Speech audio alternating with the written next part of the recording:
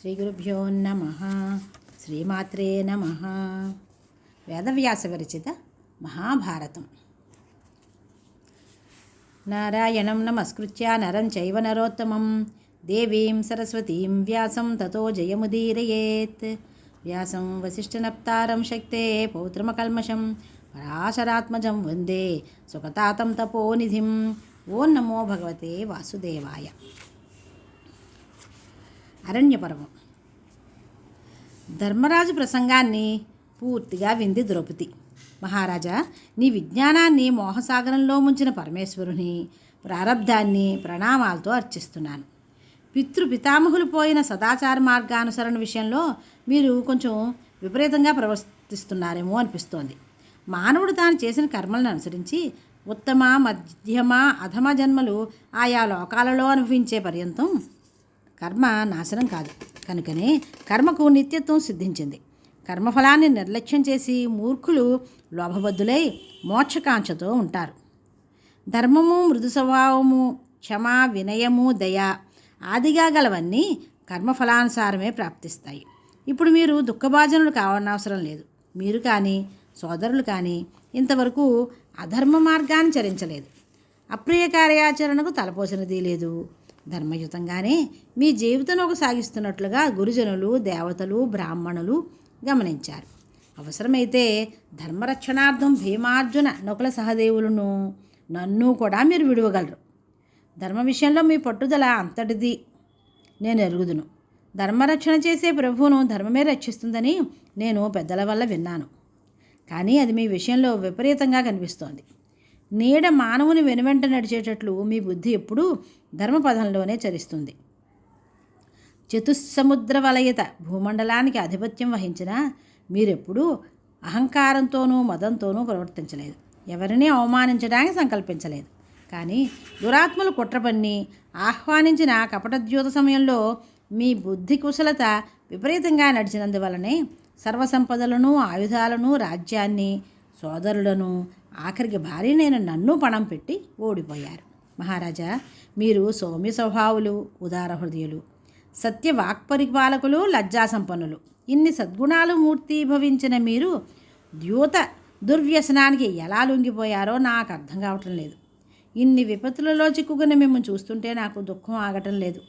ఒకటి మాత్రం నిజం, మానవజాతిలో ఎవరూ స్వశక్తి మీద ఆధారపడి ఏ పని చేయలేడని, పరమేశ్వర సంకల్పానుసారమే నడుస్తారని నమ్మక తప్పదు. ఈ జీవకోటి కర్రబొమ్మల వలె ఈశ్వర సూత్రధారి చేతులలో ప్రదర్శనాలు ఇస్తూ ఉంటారు. ఆకాశం వలె పరమేశ్వరుడు సర్వవ్యాపి అయి జీవుల కర్మానుసారం సుఖదుఖాలను ప్రాప్తింపజేస్తాడు. ఏ జీవికి స్వతంత్రంగా చరించే అధికారం లేదు. పంజరంలో పక్షుల ప్రాణి ఈశ్వరాధీనంలో ఉంటుంది. ఈ జీవికి ఎవరి మీద అధికారం లేదు. అంతేనా, తన మీదనే తనకు అధికారం లేదు. సూత్రబద్ధమైన మణిలా, ముక్కుత్రాడుతో బంధింపబడ్డ వృషభంలా, గట్టు మీద నుండి విరిగిపడి మహాప్రవాహంలో పోయే వృక్షంలా దేహధారి అయిన జీవుడు పరమేశ్వరాధీనుడై పోతూ ఉంటాడు. జీవుడు ఈశ్వరాధీనుడే కాదు, ఆ శక్తి చేత ఆచ్ఛాదితుడు. కనుకనే కాలగతిని గుర్తించలేడు. అజ్ఞాని అయిన జీవుడు రానున్న సుఖదుఖాలను గుర్తించలేక ఈశ్వర ప్రేరితుడై కొన్ని కర్మలను ఆచరించి ఆ కర్మఫలానుభవం కోసం స్వర్గానికో నరకానికో వెళ్తాడు. గాలిలో గడ్డిపోచవలే ఇహపరాల మధ్య యాత్ర సాగిస్తూ ఉంటాడు. పుణ్యకర్మలు చేసేవారిలోనూ పాపాచార రతుల్లోనూ కూడా ఈశ్వరుడు ఉంటాడు.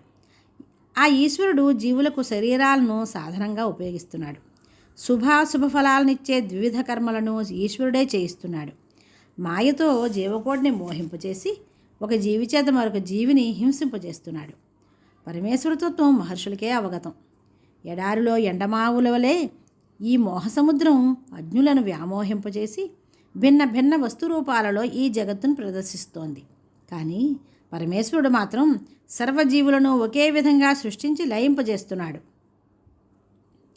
శిలలు, లోహాలు, కర్రలు వాని చేతనే అవి ముక్కలు చేయబడేట్లుగా ఈ పరమేశ్వర మాయ ఈ జీవులను జీవుల చేతే నశింపజేస్తున్నది.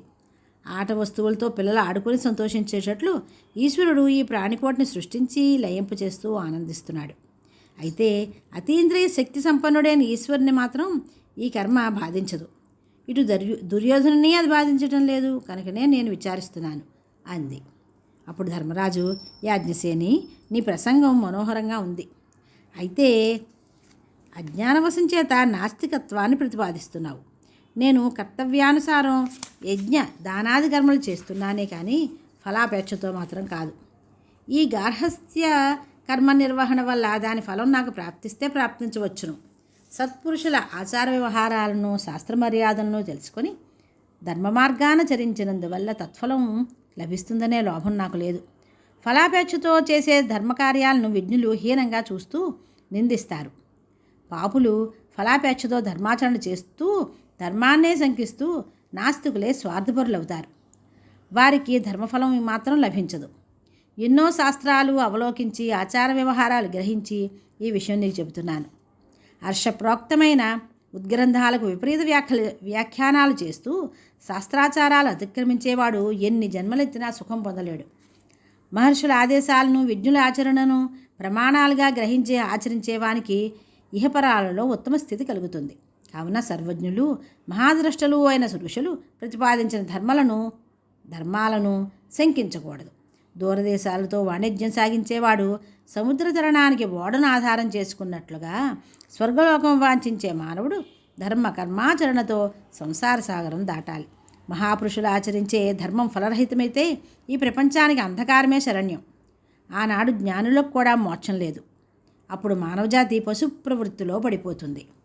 సద్యకాలంలో ధర్మఫలం ప్రాప్తించలేదని ఈశ్వరుని ధర్మాన్ని శంకించి నిందించకూడదు. ధర్మరాజు తన ఉపదేశం ముగించగానే ద్రౌపది తనకు ధర్మం మీద ఉపేక్షాభావం లేదని, దాన్ని నిందించడం లేదని, జీవకోటిని సృష్టించి పాలించే పరమేశ్వరుని తిరస్కరించే ఊహ కూడా తనకు లేదని, శోకసాగరంలో మునిగిపోవడం వల్లే అలా మాట్లాడవలసి వచ్చిందని చెప్పింది. స్వస్తి. శ్రీకృష్ణ శరణం మమ.